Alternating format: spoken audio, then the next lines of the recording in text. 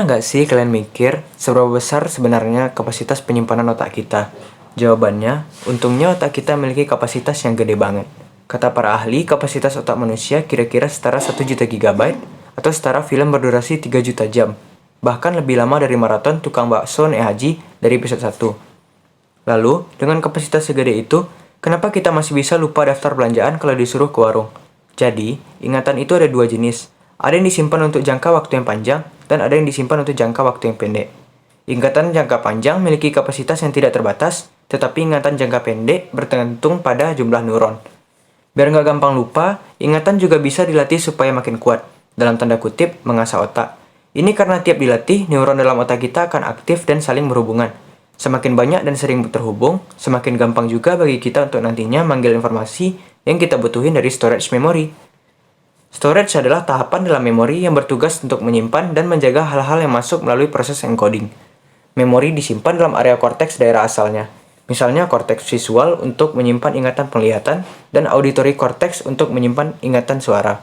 Bicara soal sensori memori, pernah nggak sih lu kehilangan kacamata? Padahal nih ya, kacamatanya tuh ada di atas kepala lu. Atau kehilangan pensil waktu belajar. Padahal pensilnya ada di kepala lu. Nah, kalau lu pernah ngalamin hal-hal semacam di atas, lu nggak perlu khawatir. Karena bukan berarti lu adalah orang yang pelupa.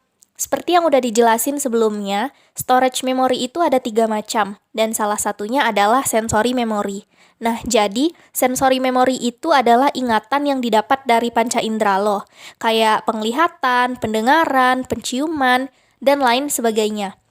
Dan ingatan ini tuh cuma bisa bertahan selama beberapa milisecond aja, nggak sampai sedetik malah. Jadi, ketika lu nggak fokus, nggak merhatiin kegiatan lu, atau atensi lu terhadap informasi tersebut nggak ada, ya udah lu bakal lupa.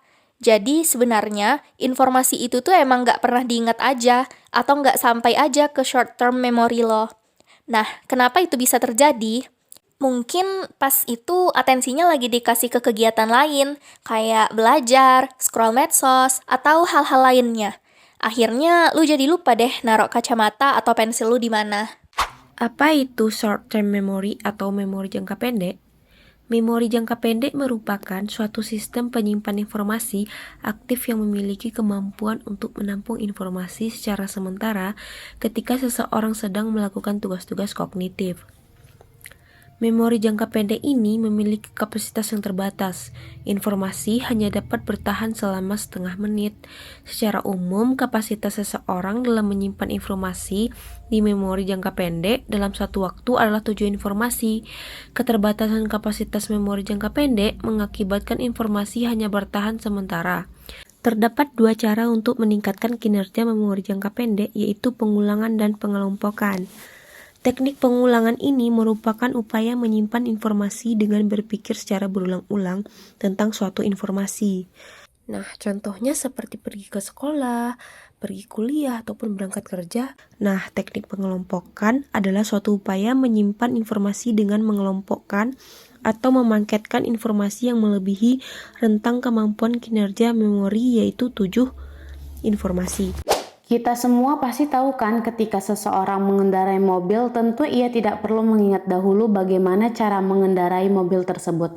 Tindakan itu akan ia lakukan secara spontan dan lancar. Itu merupakan salah satu contoh pengertian dari implicit memory. Memori implisit adalah jenis memori yang tidak disadari dan tidak memerlukan kesadaran untuk melakukannya. Jenis memori ini terkait dengan prosedur atau keterampilan motorik.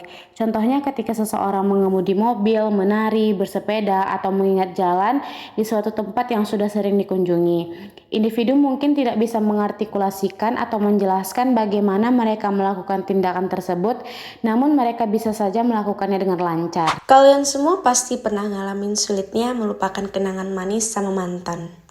Atau sulit melupakan fakta bahwa idola kalian punya pacar, tapi selama ini hanya backstreet aja.